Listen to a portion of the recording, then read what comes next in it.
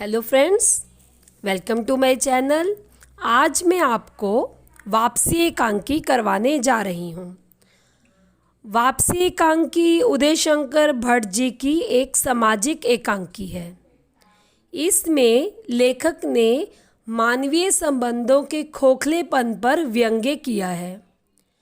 इस एकांकी में लेखक ने हमें यह बताया है कि पैसों के लिए सभी लोग कैसे स्वार्थी बन जाते हैं। कभी किसी रिश्ते को इतनी अहमियत नहीं दी जाती जितनी धन को दी जाती है। इस एकांकी में हम देखते हैं कि राय साहब राम प्रसन्न 35 वर्ष तक रंगून काम करने के बाद स्वदेश लौटे हैं। बर्मा में उन्होंने काफ़ी धन कमाया था, जिसे लेकर वह स्वदेश लौटे थे। घर उनका कोई नहीं था, अतः वह एक संबंधी के यहाँ ठहरे। दिन रात शराब में मस्त रहने के कारण उनका स्वास्थ्य गिर गया। एकांकी का जब पर्दा उठता है तो राय साहब पलंग पर लेटे हैं। उसी कमरे में उनका कैश बॉक्स भी पड़ा है। एकांकी में ऐसा बताया गया है कि राय साहब जब बर्मा में काम करते थे तो उन्होंने काफ़ी धन कमाया था, जिससे वे कैश बॉक्स में लेकर आए थे। राय साहब की बेटी अपनी मासी से उनके इस तरह लेटे होने का कारण जानना चाहती है, तो मासी सरोजनी इसे अपना मंद भाग्य बताती है। वह कहती है कि ये उसका मंद भाग्य है कि वह राय साहब को शराब पीने से रोक ना सकी। सरोजनी इस एकांकी के एक महत्वपूर्ण पात्र है। वह राय साहब के साथ रंगून में ही रहती है। वह उसकी बेटी चंद्रिका का पालन पोषण करती है। धीरे धीरे वह घर की स्वामिनी बन जाती है।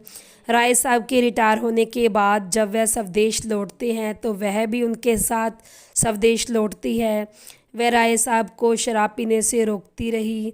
अपने भाई कृपानाथ को भी शराब पीने पर डांटती है, किंतु वह ऐसा कर नहीं पाती, वह उन्हें रोक नहीं पाती।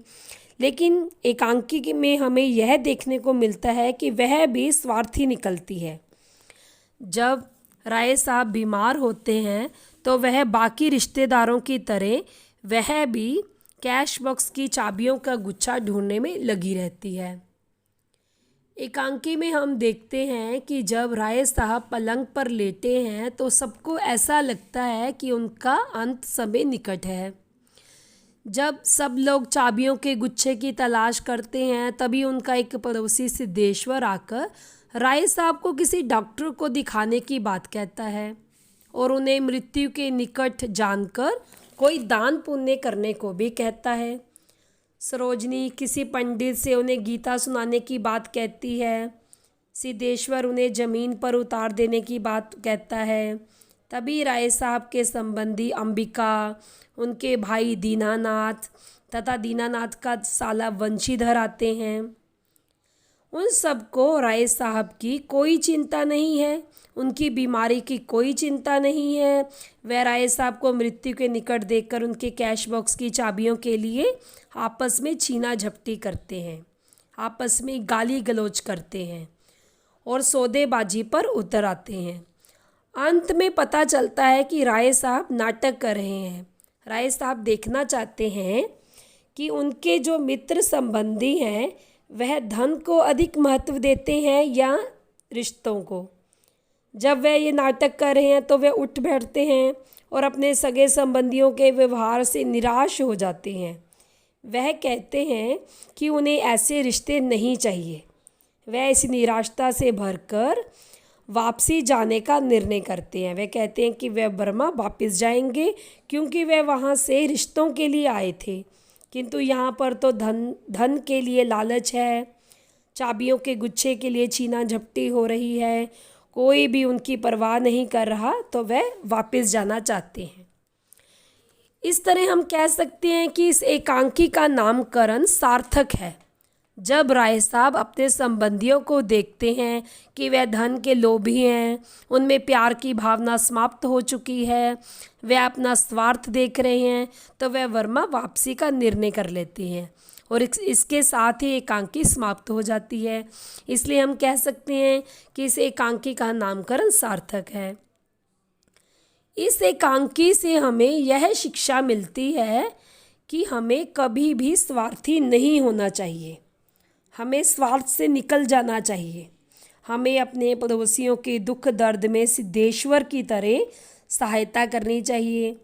किसी पड़ोसी के बीमार होने पर अपने आराम की परवाह न करते हुए डॉक्टर को बुलाना चाहिए।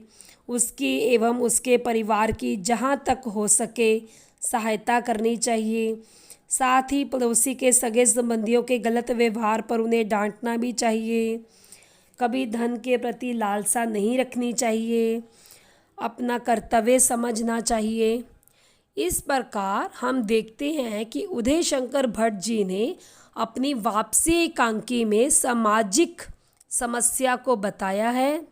उन्होंने धन के प्रति लालसा को बताया है। इसके साथ साथ उन्होंने हमें पड़ोसी धर्म निभाने को भी कहा है और अपने कर्तव्यों का ध्यान रखने को भी कहा है।